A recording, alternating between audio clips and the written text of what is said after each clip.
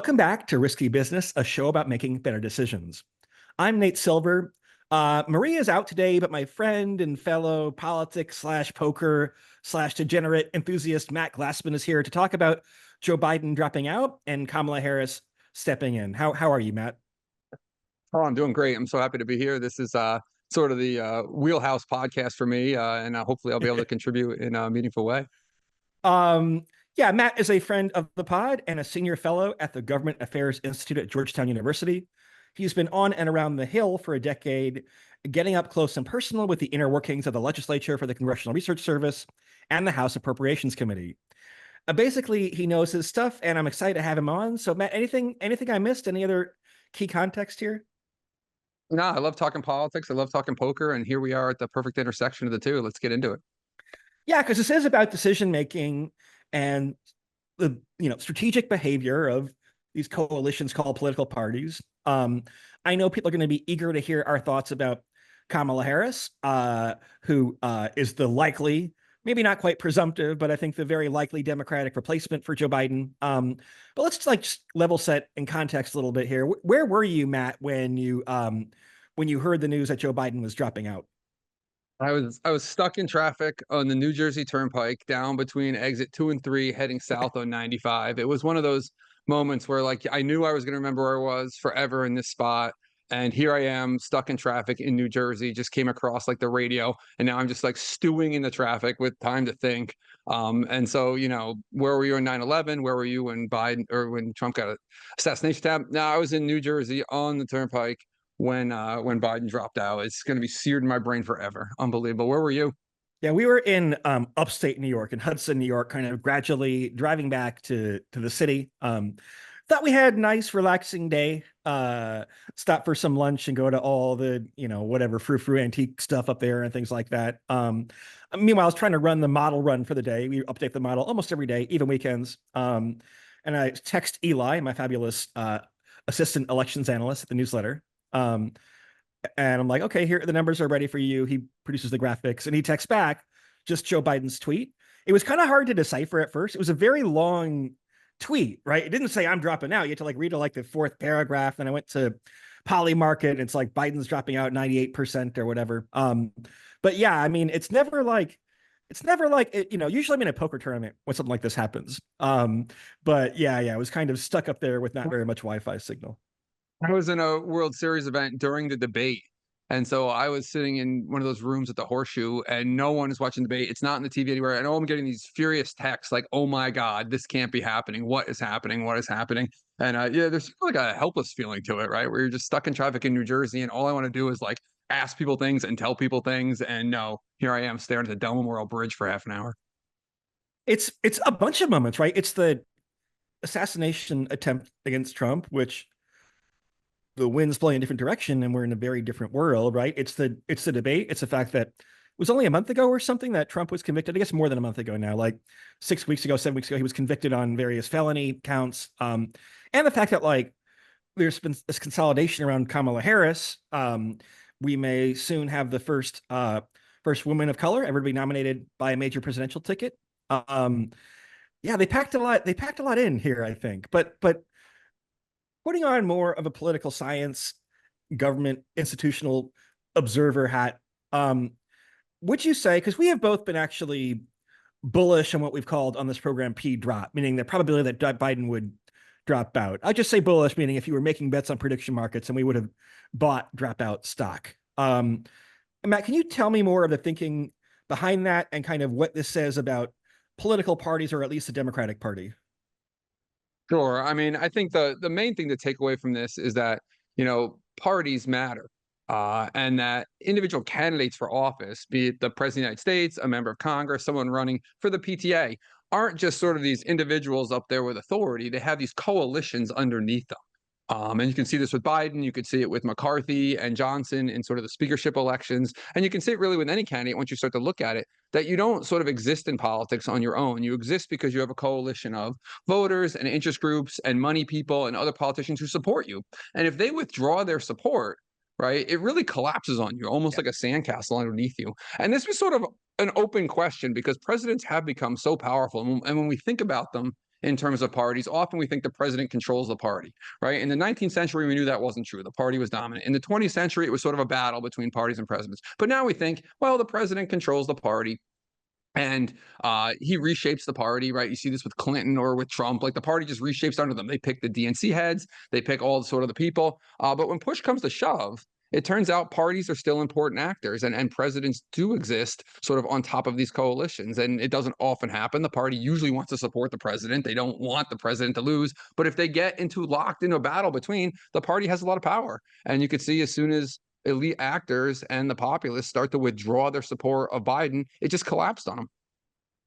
I'm smiling because our producers are in the chat cycling through the Kamala Harris quote about coconut trees and in the context of all that came before you and around you. Yeah, and Joe Biden in particular is a politician who was dependent on the support of his party, right? I mean, think about 2020 was not quite like a Biden dropping out moment. But you kind of have like the super friends get together and they flew. Am I getting this, remembering this right? Like Pete Buttigieg and Amy Klobuchar, like all flew to like the same rally to like endorse Biden. This was after Jim Clyburn had endorsed him in South Carolina. So this is 2 elections in a row where the Democratic Party made a really strong move. And I think, you read a lot of pieces, I think including people who wanted Biden to drop out, to be like, oh, this was such a selfless act on his part. And yeah, I mean, because if you read the reporting, Nancy Pelosi said we can do this the easy way or do it the hard way. And apparently people in his inner circle were at least willing to level with him about the polling being very bad. Apparently they hadn't actually done very much polling in the past couple of months. It's a little bit like, I guess maybe our readers will understand this analogy. Was it 3 years ago now that you had concerns about COVID, and the World Series of Poker was getting back underway. And there were all these debates about like, what if you are on the final table of the main event and you test positive for COVID, then would you drop out, right? And the answer is that I don't want to think about that. So you probably don't test for COVID in the first place. The fact that Biden hadn't been polling, the White House had not been polling the swing states, was probably a bad sign, but something got through to him. But play it out. What had happened? What would the next week, Matt, do you think have looked like if Biden remained obstinate and said, I don't want to go? Yeah, I mean, I think they're playing this game of chicken where it's quite obvious that the party actors want him gone, and it's quite obvious that he is resistant to that idea. And lurking in the background is the idea of like, are you willing to sort of wreck the party to get your way here? And that made it precarious for everyone, because I think no one sort of thought of this as a situation where you could credibly commit to sort of the game of chicken like we would in game theory, right? Where the key to the game of chicken, if 2 cars are sort of heading at each other, is to just credibly commit that you're not going to swerve. Throw the steering wheel out the window and prove you can't swerve. To make their payoffs have to be better to swerve than to keep going and hope you swerve. You can't anymore. The poker analogy is pretty simple. If you both have sort of bluffy hands, I mean, it's not exactly right. Like if you get all in first, you've committed that you are never going to fold because you can't anymore. And so being able to credibly commit to that in the situation was tough.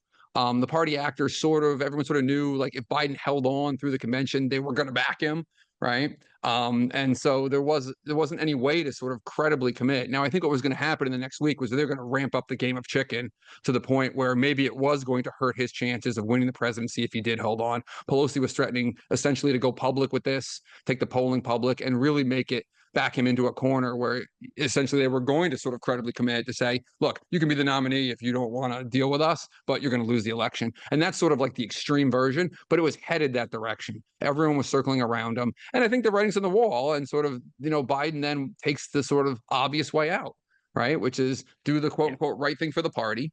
Which is what it's ended up going to be presented as. Like, the party is not stupid. Like, the message is going to be here, a huge celebration of Biden passing the torch. There's going to be I can't imagine what this convention is going to look like, right? It's going to be a huge celebration of Biden's career and his presidency and all he's accomplished. And then they're going to hand it over to Harris, and it's all going to look like, well, Biden did this noble thing, which I don't buy for a second. They shoved him out. And this is the way parties patch those things up. But yeah, I think the pressure would have continued to ramp up. More members would have come out against him. It was a slow drip. I think the assassination probably froze it in place for half a week or a week, and then it just picked right back up where it was. And I think underlying this is a basic fact, which is like Biden's too old to run for president and too old to be Right. president. Yeah. Yeah. And so the thing Yeah. that could have fixed this for Biden would have been to prove he wasn't, but he can't because the objective fact is he's too old. And I don't think, everyone's talking about the polling, but in my view, they just decided he was too old to effectively campaign and or effectively govern the country. The polling is a great excuse for members because if you run that line, then if it turned out Yeah. he did Then hold on, then it wasn't sort of devastating. If you just come out and say this dude's too old, he can't govern, it's dangerous, and he can't campaign, and I'm done, like then he holds on and you're stuck. But if you sort of point to the polling, then if the game of chicken runs the other way and Biden holds on, be like, okay, well, the polling has rebounded now and I can still support him. But I think they pushed him out because essentially everyone agreed that he was too old to do this. some of the reporting, I believe, from the New York Times said that not only was the polling bad, but that when Democrats tried to defend Biden, that their numbers got worse because they looked not very credible for saying this guy who, in every other public appearance is quite bad and it's just objectively you're kind of whatever analogy you want to make. It's like you have to go all in on every hand with 70 soft suit and you can connect with the flop sometimes, but he's holding a weak hand and there had been some things that were kind of past the point of no return, right? So you had George Clooney. It feels funny to think that George Clooney somehow played a role in the Democratic selection process, but he said, yeah, the debate Biden is actually the real Biden, and he seems to be absent-minded half the time. Seth Moulton, who was a Democratic congressman from Massachusetts, said Biden had not seemed to recognize me when we did an event recently. The fundraising, I mean, high donor fundraising had fallen by a projected 75%. So it kind of was past the point where this was kind of past the point of no return, I think. And I don't know, what do you think the chances are that Biden would have won if he had somehow had to hang on? I probably would have bought him at, I don't know, 5-1 or 4-1 and been very wary of him at 2-1, right? So somewhere in there. Okay. This is still sort of polarized parties, and a weakened Biden dragging along an election was still going to get 43% of the popular vote minimum, right? Like it's not out of the question. You could add more twists and turns, but I think it was very low probability. I mean, one thing I wanted to go back to is this idea of how parties think, because you brought up a really important point that people started to get worried about their own reelections. And that's an important piece of parties. They're group decisions, and the people in the parties have all different goals. And they don't even have to have the same goal to arrive at the same conclusion. Like a lot of House members in swing districts might have started worried about their own reelection, as you pointed out. Party leaders or members of the House might start worried about control of the chamber, right? And might be like, well, we can lose with anyone, but let's not go down in flames here. Let's hold on to the House. Other people might have been concerned about policies. They might have decided, well, Biden's old, and honestly, Harris will be better on this issue or that issue. It'll be an agenda that's more comfortable with me. And others might think Harris just actually has a better chance, and they're worried about controlling the presidency. And all these things come together. And ultimately, like it congeals into a decision, but it's not like everyone made this decision for the same reason within the party. The party output spits out in some way that you hope is rational, but it's a collection of individuals who are all thinking differently. And this isn't like a surprise to anyone. Like if you've ever been at a PTA meeting or an HOA meeting or just decided where to go to dinner with your family, like group decisions are not sort of like necessarily meta rational, but each individual might be acting rational to create sort of the endpoint. Yeah, I think one thing that maybe helped you and I a little bit, and probably people who are some people who like to listen to the show, is understanding that like stated preferences are not exactly the true preferences, right? The fact, I mean, there was one day, I think it was like a Monday 2 weeks ago now, when Biden rolled out like 40 or 50 endorsements in Congress and had a day where a lot of people were saying that he should stay. But the fact that you had so many people who weren't saying anything was probably a bad sign, right? And then kind of jump on the bandwagon after the fact. And the fact that Biden kept insisting, I'm staying, I'm staying, I'm staying. I mean, apparently, according to the reporting, like this was a relatively recent decision. By the way, we have not actually heard from, maybe by the time you're listening to this, you will have, right? We haven't heard from Biden directly beyond these initial statements on Twitter and other social media networks, which is a little bit strange. I suppose. Yeah, But he did yeah, promise a more fuller explanation of his decision. That one sheet of white paper struck me as strange too, because it was like unofficial letterhead. It just said Joe Biden at the top. It wasn't presidential letterhead. It wasn't campaign letterhead. It almost had the feel, and I know this wasn't true. It almost had the feel that like he typed it up in the Oval Office himself and just like send tweet. It seemed very sort of minimalist and basic. And he did promise a fuller accounting what's happening. I'm sure we'll get that. And he yeah, also, go ahead. it was a little weird that it kind of leaked on. I guess I was going to joke which reporter, because he apparently hates the New York Times, the White House, right? So of course you'd like leak to like the Washington Post, the Wall Street Journal to undermine them. But okay, let's ask this as probabilists. I mean, what do you think the chances that like Joe Biden has been diagnosed with COVID, presumably been seen by more doctors? I mean, what's the chance that he has a health problem that would make him unable to serve out the rest of his term? Is that paranoid to ask? Because Conditional, if you go, conditional on having dropped out now, right? Like it's like what does him dropping out tell you about his own assessment of his own health at this point? Probably it's probably worse than you had before you had that information. I don't know if it points to any specific thing, but if he honestly thought that he could do another 4 years and honestly believed he could go out and run the vigorous campaign that would be necessary to win the election, presumably he would have just done that 8 months ago, 6 months ago, 3 months ago, 1 month ago, this week, as soon as the pressure started hitting. And like the fact that he didn't was sort of the biggest signal to me that you're not headed for sort of Biden stays in if the pressure starts to ramp up. And again, that goes back to the basic problem here for Biden, which is that he's not up to the job. Like that's sort of the true state of the world. And once that's the true state of the world and people are demanding that you prove you're up for the job, you're just kind of stuck. as someone who has spent more time in and around the halls of power and more time in DC and vicinity than I have, what do you think the inner circle of the White House was thinking? So, Ron Klain, Jennifer O'Malley Dillon, am I saying that right? The campaign manager, Mike Donnellan, I think I'm saying that name right, who is like kind of de facto, like those three people are thought to be the most loyal to Biden. I mean, there's been reporting that the Biden campaign was in some form of denial about what the polls said. Do you think they knew deep down that this wasn't working? Do you think they were drinking the Kool-Aid? Do you think they felt like they had like a professional obligation to play out the string for Biden, or what?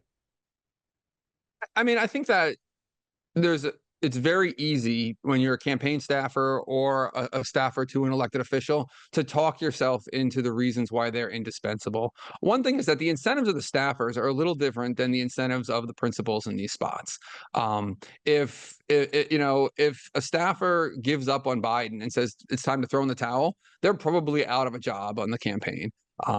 Especially at the top senior levels. They're probably out of a future job in a different administration of the White House. Their futures are tied so tightly to Biden that they're looking at this differently than almost any other sort of political actor in DC. And I think it's very easy to sort of get yourself to the point where we'll make the best of this and it'll work. And what other option do you have? I mean, we are talking about sort of like a American history wide, like extremely rare situation. Like you've won the primaries, you're not doing that well in the polling, but the campaign's coming up. Like you are the nominee, you're the president of the United States. Like walking into that room being like, sir, I think we should just give it up. Like you're probably just going to end up fired at that point, right? It's not really like the objective advice is not, it's like you give staffers want to give their principals executive advice, but most staffers in the Hill and in Washington are paid not to be objective, right?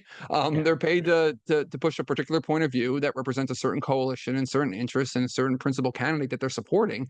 And it doesn't surprise me at all that the people closest to Biden would be the people most resistant to this. I mean, that's almost just human nature, right? This is their guy. And of course he's going to beat Trump. He's beat Trump in the past. And like, this isn't just talking points. Like you can actually believe this.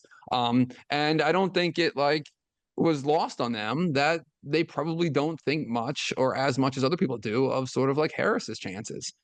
It wouldn't shock Yeah, I mean, me if there was plenty of. Good. there was reporting in Axios today that the Biden campaign is down on Harris. I mean, we're going to talk about Harris in a second, including the complex dynamics of like why the White House seemed to lack confidence in her, maybe. Let me ask one more question though. If Biden had refused to drop out, let's say the news continues to be fairly bad for him. Nothing acute, but lots more bad polls, lots more bad fundraising news, more people calling him to grab out, kind of preservation of the current trajectory. Um, do you think Democrats would have ousted him in Chicago or not? I think ultimately not. I think it would have been a lot of pressure to a not have a dogfight. Like there's this one thing that's true is that observers like you and me and everybody else around it thinks like an open convention is the coolest thing in the world. Yeah. Right. Like, Yeah. and that the Yeah. 1860 convention in Chicago is like, this is amazing. And you end up with Lincoln and there's this big battle of who it's going to be, or the 56 convention or the 60, and from the party point of view, it's the worst nightmare possible. Right. Like they want this thing wired up and they don't want chaos. And they sure as hell don't want the 1924 election where you got 106 ballots, right? And a mess of a party. And I think, just like I think LBJ would have held on in 68 with a bruising fight for it and gotten it, I think Biden could have held on and got it, but only in a way that absolutely wrecked the party. I think to a certain degree, we're past the point of no return as of this weekend. For if he held on and fought for it, it would have diminished his chances significantly and hurt the party significantly. And so I think he could have held on and fought for it, just like I think Johnson could have held on and fought for it in 68. But the actual act of fighting for it was going to make sort of the victory be pretty Pyrrhic because you were just going to be in a much worse situation coming out of it. I think the party would have unified behind him, but you can't have Nancy Pelosi running around going, this guy's too old and he can't win. Yeah. And then a month later being like, hey, look at this guy. He's the best. It's not going to sell Yeah. either internally or not. I think the other thing to say about Biden is that, Biden was the first president since Bush Sr. who wasn't like this charismatic, dynamic leader, right? He was a guy essentially hired to do a job. Dave Hopkins, political scientist, was making this point yesterday that he wasn't sort of like Obama and he's not Trump and he's not Clinton, right? Where these energetic people who become like leaders and statesmen. He was hired to do a job. The job was beat Trump in 2020. He did the job. Now he's asking to be rehired to the same job, except no one thinks he can do it. And so that sort of completely transforms him. He's not, no one ever fell in love with him, right? Like, I don't know anyone Yeah. I who mean, loves Joe Biden, right? Obama, Clinton, Trump, and Reagan all have these kind of cults of personality around them. Maybe even someone like LBJ would a little bit. That's one mistake. We're gonna take a pause in a second here, talk more about Kamala Harris. But like one mistake Republicans apparently made is they thought the Democrats were a cult of personality. I mean, some reporting from like Tim Alberta in the Atlantic is that they picked J.D. Vance in part because they thought that Joe Biden would be the nominee. And that they might as well kind of run up the score with their base and someone who would be a soldier for them policy wise. I should probably ask this before we go to Kamala. Is this evidence that Democrats are more rational than Republicans, or is that not a fair conclusion? I don't know if it's certainly evidence, right? It's one piece of evidence that way. I do think sort of Trump and sort of populists like Trump tend to produce these cults of personality. I was trying to think about how we would analogize this to the Access Hollywood tape, and what could have happened there in 2016. That was later on in the contest. The Like party would have had a October, much, yeah. the party would have had a much different problem on their hands. You would have just been like sort of stuck with Mike Pence running like a 4-week campaign or something. But even there, I do think there are Republicans who were serious about potentially trying to push Trump out, and had the polling gone a little worse and had they a little more time, I think they might have. Now, I do think, Trump is sort of a charismatic, dynamic leader in a way that Biden is not. And I think those sorts of people have a different connection to voters, a different connection to other elites, and sort of a different connection to the party that makes it more difficult to push them out. I'm proud of the Democratic Party for doing this, right? This is not an easy thing for a party to do. And if you've ever been in a room trying to make a decision with 10 people, you can imagine how hard it is to turn around in that decision. And so I think they did really well here for themselves. You can criticize them. It's probably too late, right? They didn't do it early Yeah. enough to make it, an open primary where some credible challenger stepped in and said, "You're too old, buddy." Might have been better, but they did well. I don't think it says anything about them relative to the Republicans, except in this current instance. It's hard to picture Trump being pushed out this way. But again, Trump's a different type of leader, a different person. If the Republicans were faced with, sort of our mirror image of Biden, I could imagine them doing the same thing. So, Matt, if you go to Poly Market or other betting markets, Kamala Harris has about an 83% chance when I looked 15 minutes ago to be the Democratic nominee for president. Um, is 83% too high or too low? I'm buying at 83, I think. I really think she's at the point where what you're talking about is sort of the 3 to 5 to 7%, whatever it is, of sort of like black swan event, keeping her from the nomination. That could be some undisclosed piece of information, or she could be sick, knock on wood, or whatever, and something go wrong. But I think from a basic politics point of view, not counting sort of like the death and weird information comes out and black swan stuff, I think she's virtually a lock at this point. The way the Democrats have consolidated around her is remarkable. Even in the context conditional on we're replacing our candidate right a month before the convention. Yesterday's torrent of endorsements, Yeah. starting with the president and from then on down, showed signs of a lot of behind the scenes coordination.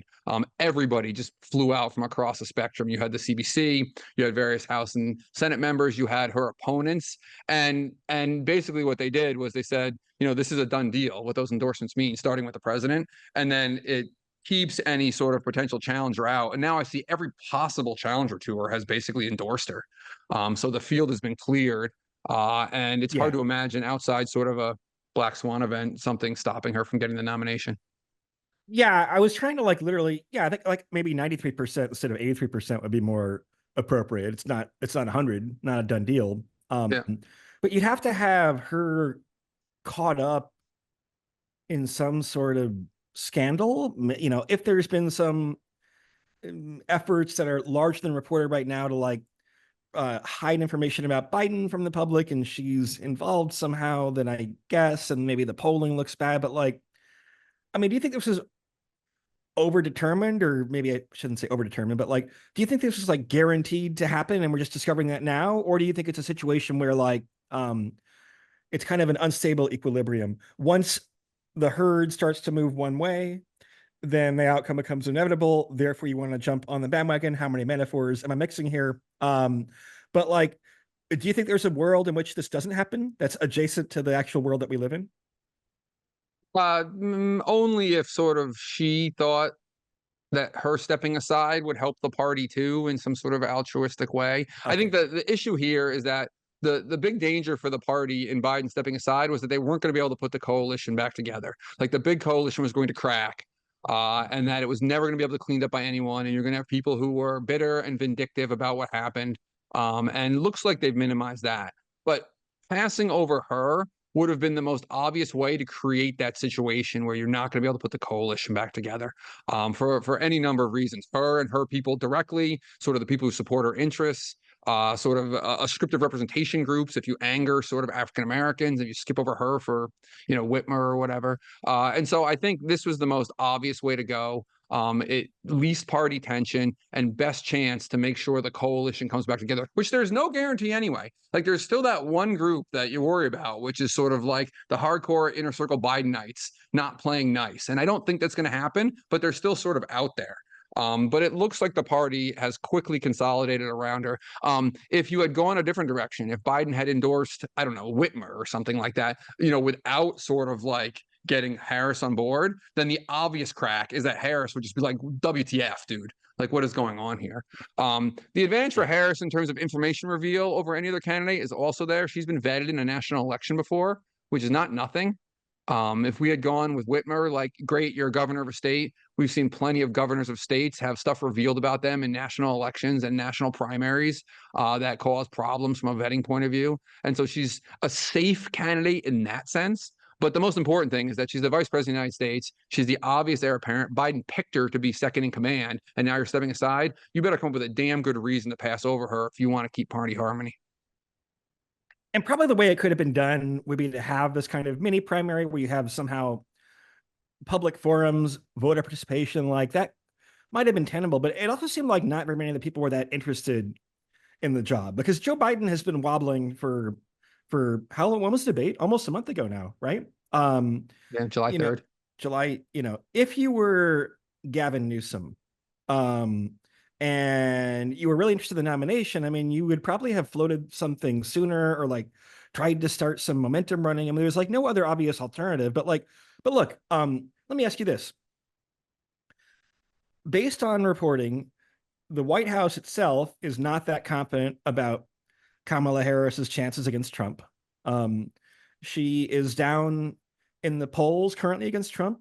That might change. Polls sometimes change when you go from being a hypothetical to an actual candidate, but for the time being, her polling looks maybe a point better than Biden's, but Biden's polling was pretty bad, so that's not saying very much. Why would a candidate who we've just been, or a party rather, who we've just been praising for being hyper rational, why would they worry about not wanting to offend X or Y in group or out group if they can increase their chances of beating Trump from, say, 35%, which is roughly what prediction markets assume about Harris, to like 50% or 55% with the hypothetical perfect, Gretchen Whitmer. I don't know who else took it. I put Whitmer and Shapiro on a ticket and just be like, well, now we're coming after Michigan and Pennsylvania, that kind of thing. I think that the parties are probably a little too risk averse in situations like this, but the fear of party crack up always looms over any sort of coalition. And I think they thought that, if we're pushing Biden out because he's too old and he can't do this anymore, then we're not saying he ran a bad administration. We're not saying there's anything wrong with the administration. There's not anything wrong with his record. And so what is your reasoning for going around Harris, except that you're saying, oh, well, other people poll better? Maybe they do. But again, I think the party crack up aspect of this looms so large. And I think the only way to get around Harris was to have that open competition. And I don't think the party wanted an open competition. I don't think parties ever want that situation, right? Because that is what creates sort of bad blood. And what happens if you end up in a situation where you have open competition and you have a narrow victory, right? Where does that leave everybody? What does that clean up? You're just asking people to back the party. And I think this is sort of the safest route, right? Again, there's a variance issue here. They may be thinking about variance incorrectly. They may need variance right now. I think that's a point you've made in the past, but there's a huge variance issue. And if you're thinking about protecting the House of Representatives, for instance, and your best chance to take control of the House, all of a sudden losing with Harris, keeping the coalition intact, it's not the worst thing in the world. We know where we'll get. It won't be the disaster of old man Biden like falling asleep on the campaign trail sometime in the next 2 months. I mean, that was the real disaster that was looming, is that Biden would completely self-destruct in October and the entire Democratic Party would come crashing down with him. That won't happen with Harris. She lose, maybe she's a bad candidate, right? Or whatever reason, like she doesn't do well, Trump wins, but it doesn't feel like she's going to go out there and just sort of bring the Democratic Party down with her. And the crack up could cause that. Now, again, you may be looking for variance. You may be looking for Josh Shapiro to shake things up, or Gretchen Whitmer. I think Whitmer is probably the only other realistic option. The Democratic Party is a collection of interests, and one of those interests is that we have wide representation of both minority groups and women. And to pass over to Harris and then pass over Whitmer and be like, oh, look, dude, we got this white guy in Pennsylvania. It's going to be perfect. I think that would have caused enough tension in the party or Joe Manchin. Problems. Or Joe Manchin. Yeah, I think came as close as anyone to actually saying he wanted it. No, I think the point about Congress is very important. Right now, both the Senate and the House are considered competitive. We can debate whether that's a little generous for Democrats in the Senate. So the issue is that 51-49, they're down one almost for sure with Joe Manchin retiring, so 50-50. And if they lose the presidency, then the GOP, I guess JD Vance would be president of the Senate and give them the de facto majority. But their polling, Democrats, has been pretty good in these Senate races. Maybe you can hold it to 50-50 or 51-49.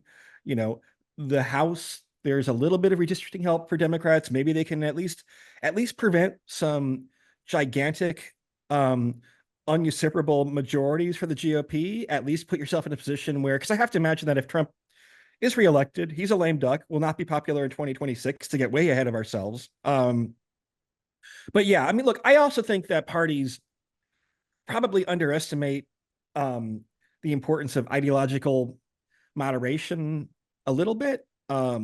I think people have been, I call it, it's kind of like New York Knicks syndrome, I call it, where the Knicks were so bad for so long that all of a sudden, it's like the Biden campaign was, like, among other things for Democrats, extremely demoralizing, where every day you wake up And there are these polls showing Biden losing, and he's either not giving public remarks, or when he does, it's embarrassing half the time. It was very disheartening for Democrats. And so just the fact that like it's like when you kind of fly internationally and you like get in the airport in some country with like wonderful food, and you're like, there's a fucking McDonald's. I need some fucking food to eat right now, right? I mean, you're so famished. And I think just having like the semblance of a normal campaign, I think is a potent lever for Harris and for Democrats here. I mean, do you think they'll come to regret not having a mini primary, or is it like it just wasn't going to fly, and once it's not going to fly, then it's better to be unified than not? Yeah, I mean, I think largely louder. Look, when Harris loses, we're going to hear every sort of idiotic take we can about this decision because the results-oriented thinking that's going to come back of Yeah. this. So like, oh, Biden could have won, right? Whitmer could have won. All of these things are going to come out. And of course, that's, as a poker or bridge player would say that that's ridiculous, right? You make the decision with the best information you have, and sort of whatever happens with the rolls of the dice, you can't control. I do think that, um, you know, one thing going with Harris now does is it lets sort of the thing move forward quicker, right? We saw this massive fundraising haul for the Democrats yesterday, right? And this wave of sort of popular enthusiasm. And who knows how long this lasts? But if you say, oh, we're going to set up a process, and over the next 2 weeks, people are going to bicker with each other about who should be their nominee. And then at Yeah. the convention in August, we'll deal with this. You're waiting a long time to sort of get to that point. And I think that the time running short aspect of this shouldn't be underestimated either. We have Harris coming in now, and she's going to be the candidate today. There's logistical issues. Transferring her the money from the Biden campaign was easier than anyone else. And so there's all these things sort of build up for different people, I think. And you get to the point where it's like, well, does Whitmer even want to run for president right now? Right? Like that's the other question hiding behind all this. Is like all these candidates, they backed away real quick when they decided to coordinate on Harris. A lot of them might not have been interested anyway. So we're going to hold a mini primary. Who's going to show up? Right? Harris will show up probably. Maybe a couple of them will show up, but as soon as a couple others show up, the rest are going to drop out. Like it's not clear to me what a mini primary would have even looked like in terms of which candidates want to get in 100 days before the election to try and get the Democratic nomination in a precarious situation where they're going to be an underdog. Yeah, look, if Trump wins, then I would think Democrats are relatively heavy favorites in 2028. Again, to get way too far ahead of ourselves.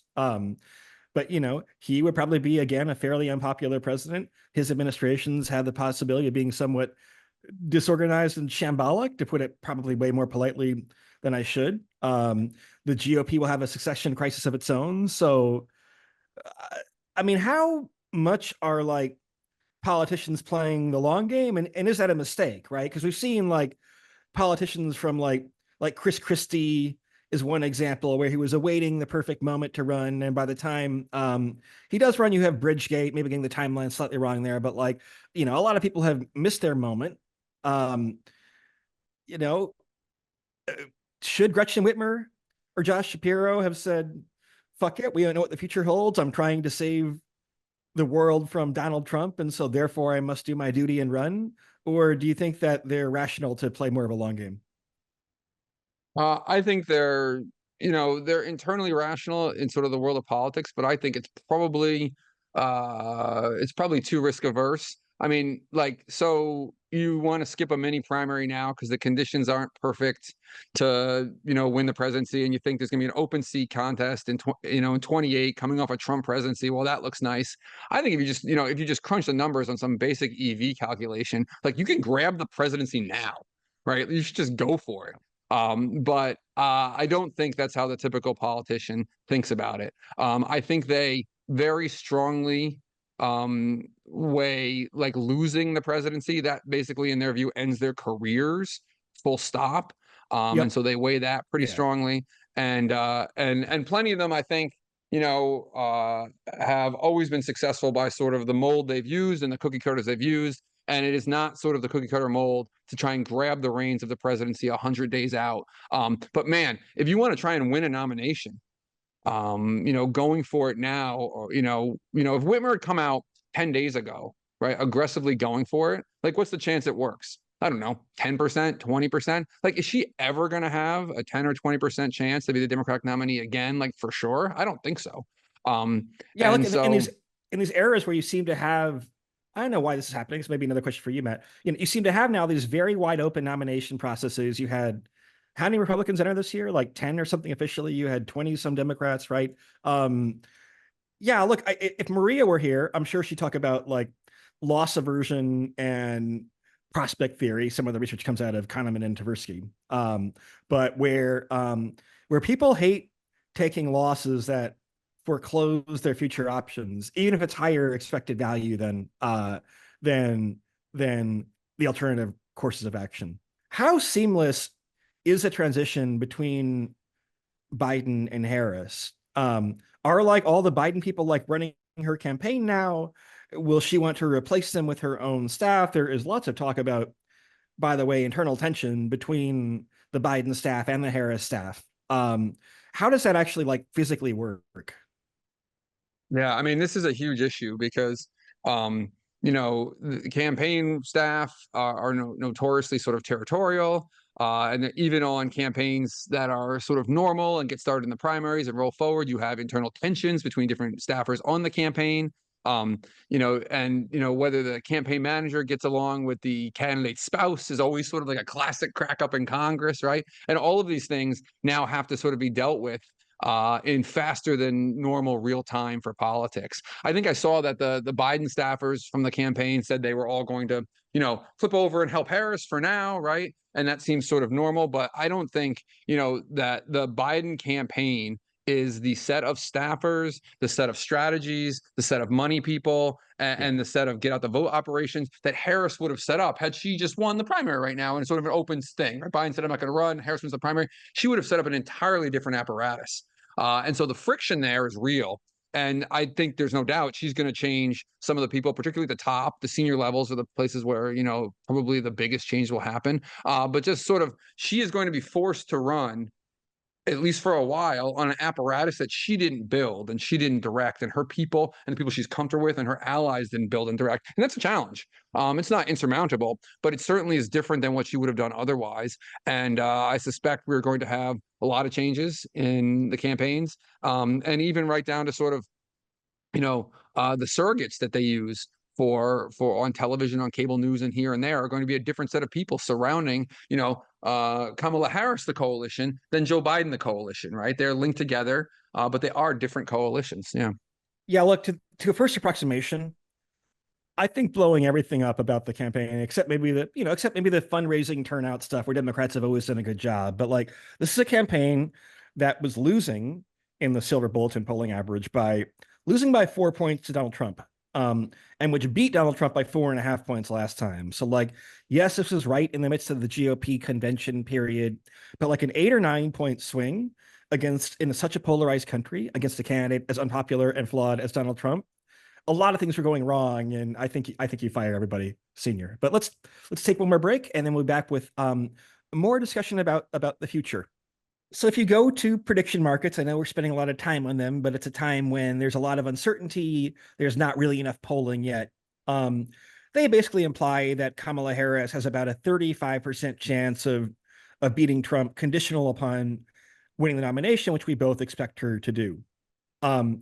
Interestingly, in my model, 35% was a chance that Biden had before the debate. So in some ways, you're resetting to the pre-debate moment where we thought Joe Biden would run, or maybe Matt and I didn't think that, but most people assume that Joe Biden would run kind of this normal Democratic campaign under slightly difficult circumstances. I asked you to buy or sell before on Harris's nomination chances. Do you think 35% is in the right general vicinity? Or do you want to kind of wait for more info before you make an assessment? Yeah, I'm not buying or selling for more info because I think the key question we have here, and I think this is kind of funny actually, is that Democrats now need to really hope the problem was Biden's age, right? Yeah. Like Yeah. if the problem was Biden's age and not inflation and not sort of the policies administration, right? Then you're looking great, right? Like relatively speaking, right? Like if it was just like, oh, everything was fine, and like these Senate candidates in swing states, that's more of like what the baseline Democratic vote is. And it was just this old guy. Everyone realized he wasn't gonna be able to do it. That's perfect. Like that's what the Democrats have to hope for now. And so I would like to wait because I think the polling is going to be really important. And obviously, like I am the total layman here, you're the expert, but in the coming weeks about whether sort of that is an explanation, and if Harris instantly has sort of like a exogenous shock of 3 or 4 or 5 points relative to Biden, or relative to where she was before, that's a big deal. People won't be able to figure that out definitively, but if you see a jump for her, then maybe the Biden old thing was really dragging down a set of Democrats or a set of swing voters, right, who are now like much more comfortable coming back to Harris. Now, I don't know if that's true, and she's got her own negatives, but I am definitely in wait and see mode. I certainly think the Democrats who all of a sudden think they have the answer are crazy. I think it is complete nonsense to be like, oh, now we've solved this and now we're favorites to win this. I can't even imagine that. They have a long road ahead uphill with, in my view, a less than perfect candidate, but someone that's improved their situation from where they were, at least on the extreme margin, from yesterday, when I think Biden was just headed for a down the drain disaster. Yeah, I don't know what the poker analogy is, but maybe it's like that you hit like a 4-outer to like chop the pot. This is getting very esoteric, right? But like you find some way to like salvage being able to continue gambling. And if you kind of read accounts of like gambling addicts, then not that Democrats are gambling addicts, they're probably too risk averse on average. But they just want to win to continue to play, right? Not winning for winning's sake, but winning to play, and like they're in the game now at least. But yeah, look, it's ironic that like you would get yelled at for suggesting that Biden's age is the problem, because there are other issues too. I mean, incumbent parties all around the world have been struggling. Look, one thing that I think goes too often overlooked is that Democrats are still at a disadvantage in the Electoral College. If anything, Biden's disadvantage might have narrowed a little bit because he wasn't doing better among anyone, right? But he was holding his numbers up better, relatively speaking, with like older white voters versus any voters of color and any younger voters. So older states like Michigan, Pennsylvania that are pretty white, Wisconsin, were holding up comparatively well versus Georgia, for instance. Harris may do better overall. I think she probably will, but she may actually expand back out that electoral college popular vote gap, and that's tricky. I mean, you might bet she might be the favorite to win the popular vote. I don't know if she's the favorite to win the electoral college, unfortunately for Democrats. But let's give like a more optimistic version of it.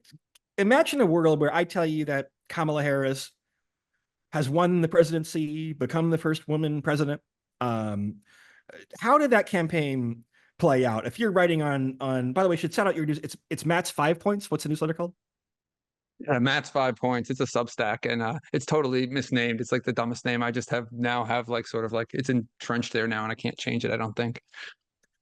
Silver Bulletin Yeah, is I mean, is a name that got a little entrenched too, but like it's November 6th, and Kamala Harris has won, let's say, by a comfortable enough margin where we're not still counting the vote. It wasn't huge, but she won the popular vote by 3 points, and she won the Midwestern states and say Nevada or something. Tell me the story where this happened.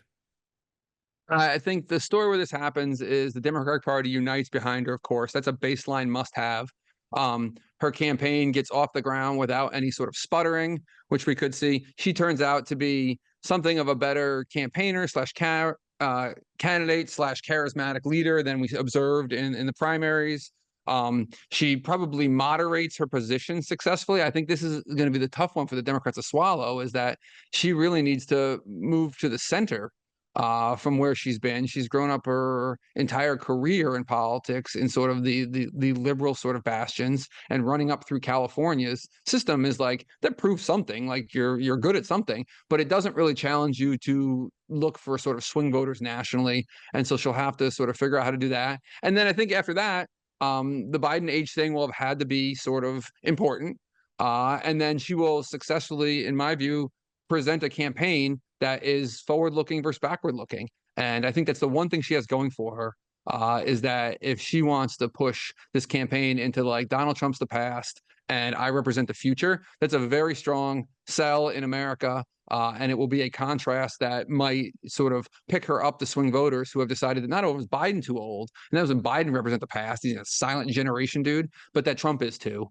And that Trump is sort of clinging to a backwards looking old man thing. And look, I think, I don't I don't think it's sort of like, I don't think you just turn around and be like, well, our guy was too old, so we dumped him, and now your guy's too old. You're the problem. I don't think that quite Yeah, works sort of out loud. people have to be a little bit careful about and Yeah. you've seen these happen a couple. You've had Republicans say, so some of the Biden, I call them dead enders, were saying, well, 14 million people voted in the Democratic primaries. Actually in the state where I am, New York, every candidate but Biden had already dropped out, right, by the time the Democrat in New York would have had the opportunity to vote. And so it's kind of a BS talking point, but that got recycled by Republicans.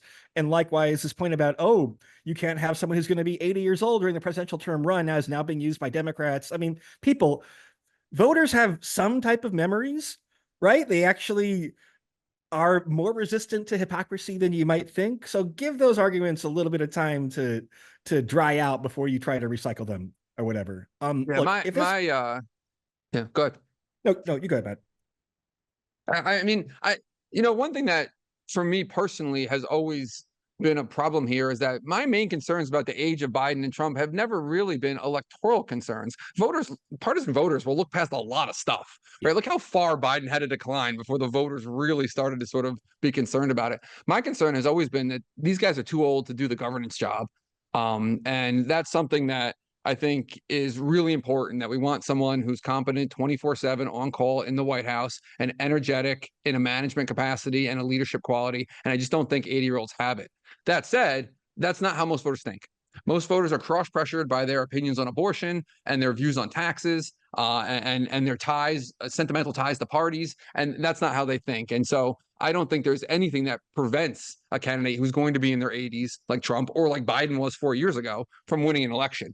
Voters are more than willing to overlook that stuff in the name of partisanship or ideology. And so, it's not sort of the definitive way to beat Trump. He's old. But I mused yesterday that Harris could run a campaign of something like he's too old, he's too extreme, he's too incompetent, and he's too dangerous, and make it part of the campaign, which would be sort of this forward-looking campaign. Again, that's the Sure. optimistic view I have for her. I'm not particularly optimistic about Harris. I think there's every chance in the world that she loses and loses badly here. But the bigger point, and this isn't news to you, is that you take your least worst options. And in a game theory sense, when one path is foreclosed for you and you are not going to win, you try another. The poker analogy is this: if you're at the river and you can't win by calling because you're holding 6 high, well, then you stop thinking about calling and you have to decide what's better, folding or raising. And Biden at this point was the call with 6 high in some ways. Not exactly, but it was the call with a very weak hand. I mean, to sound like a little sports talk radio, Bill Simmonsy, one reason I can imagine Harris winning, and again, I think we'll have our model out in a week or so. 35% seems like a sensible baseline for now. She kind of has, in a weird way, and I know people are going to get mad because of the stakes in an election, but psychologically, there's a little bit of like having nothing to lose.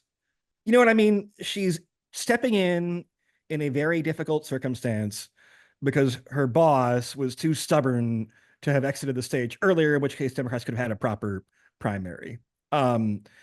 People seem excited about her. People seem to understand that like it's a difficult task ahead, and I think there's something to be said for coming in loose. I think it helps with the VP pick too, right? Like if you're Josh Shapiro now, for example, or Gretchen Whitmer or someone else, then you're kind of coming in. And like you're kind of doing the party a solid. You're kind of stepping in on an emergency basis, just like you are today, Matt. Stepping in for Maria, I guess. It seems like kind of a free roll would be the poker term, but like, let's talk about the VP. How much do you think the VP pick matters, and do you agree with conventional wisdom that the names that have battered about the most, not battered about, batted about the most, are Andy Bashir in Kentucky. Is that right? First name is Andy. Am I getting that right? Shapiro, Andy Bashir in Kentucky. Who else? Whitmer a little bit, although people seem to think that you'd rather have at least one man on the ticket. Right, Roy Cooper, I guess. Cooper in North Carolina. Yeah. Do you have a preference between and among those, and how much difference would you expect a VP pick to make? Well, in general, I would not expect a VP pick to make much difference at all in any sort of electoral sense. That's sort of the guiding history. Now, that's often because people have picked sort of like competent, traditionally sort of qualified vice presidents, right? The one place we do see, I think, in the polling, some drop off was with the Palin pick, right? If you make a terrible pick, right, like it could go backfire on you, but I think it's pretty hard to make a terrible pick.